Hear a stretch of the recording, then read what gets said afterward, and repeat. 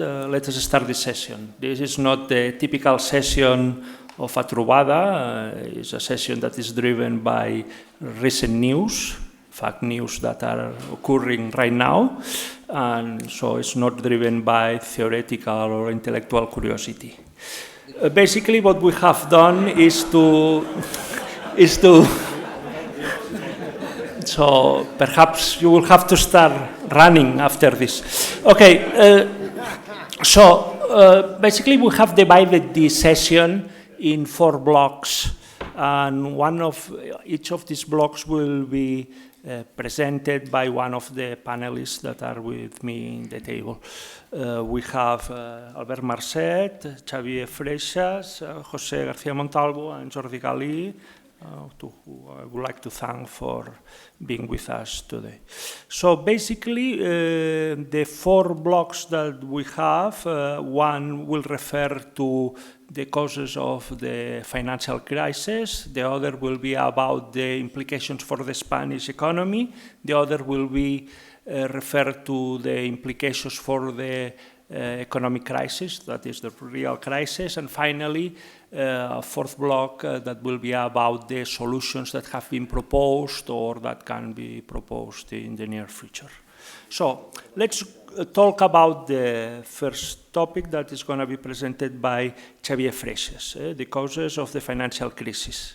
So as you have heard, there are many reasons that have led us to the current situation since the policy of Alan Greenspan of low interest rates, to the famous subprime crisis, to the lack of regulations of derivatives that have triggered a bubble, the lack of control in managerial compensations that have made managers to undertake very risky investments. Also, there are ethical aspects that have to do with the corporate responsibility, etc. So, of all this, or part of this, is what is Xavier Freixas is going to talk. So, Xavier. Thank you. I have prepared.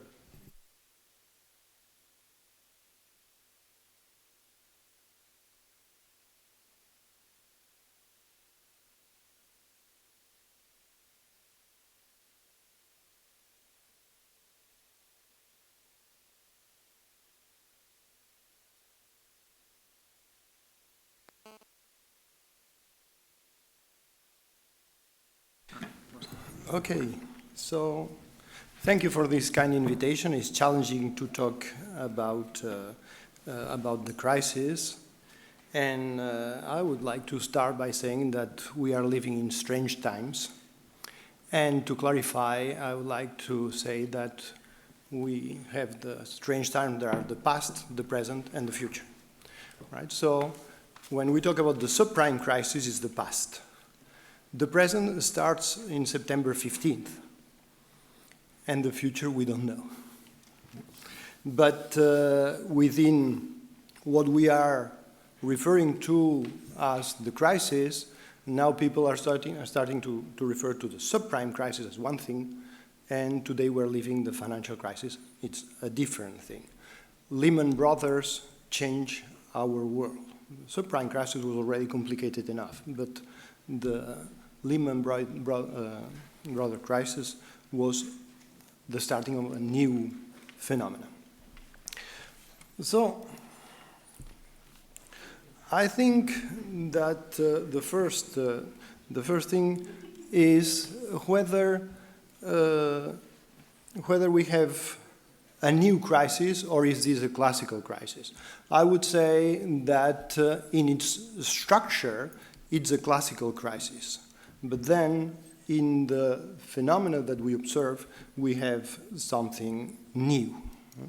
So, in its structure, textbook financial crises are defined by the combination of macroeconomic fragility, contagion, and a trigger, spark, right? And this we observe, and from that perspective, today's crisis is a standard crisis. Macroeconomic fragility we observe with the bubbles resulting from the great moderation.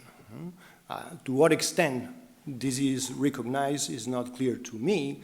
Can we say that we have established scientifically that a lax monetary policy of the last 10 years has led to the bubbles?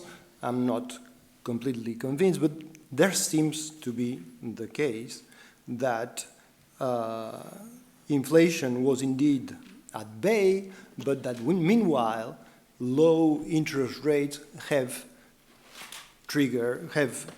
built into bubbles in real estate and stock prices, and even in some markets like the credit default swap markets prices that were very low in regard to what we observe now.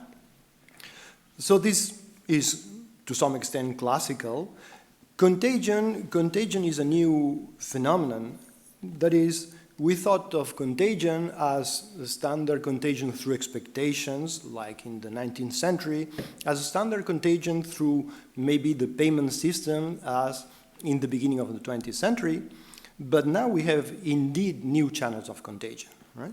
And what we have observed is this domino effect through banks' balance sheet, but basically through the lack of liquidity. So banks that do not have liquidity are forced into selling their assets at fire sale prices, and this, of course, is pressure on the sale side in the financial markets, and therefore we observe the contagion through the prices. Maybe the most spectacular phenomenon we have witnessed is a run on money market funds. This is something we haven't seen, but on the 15th there was the Lehman Brothers bankruptcy, and then next day we observe how some money market mutual funds made a loss, say 1%, 1.5% loss for some of them, and immediately people starting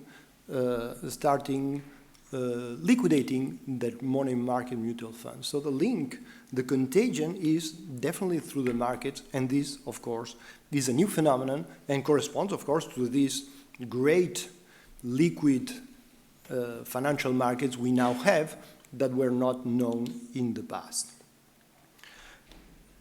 And then, of course, new as well is the trigger. If you have asked me 2 years ago what the trigger would be, I would have bet on hedge funds. In fact, it was the subprime, right? And we were quite surprised that such a tiny part of the financial system could trigger such an incredible financial crisis, right? Okay, so let me present you with 5 theories of the crisis, and then I will turn, if my chairman permits, into some lessons from the crisis. I know it's not my mandate, but I'm feeling like, we have learned something. We're flexible.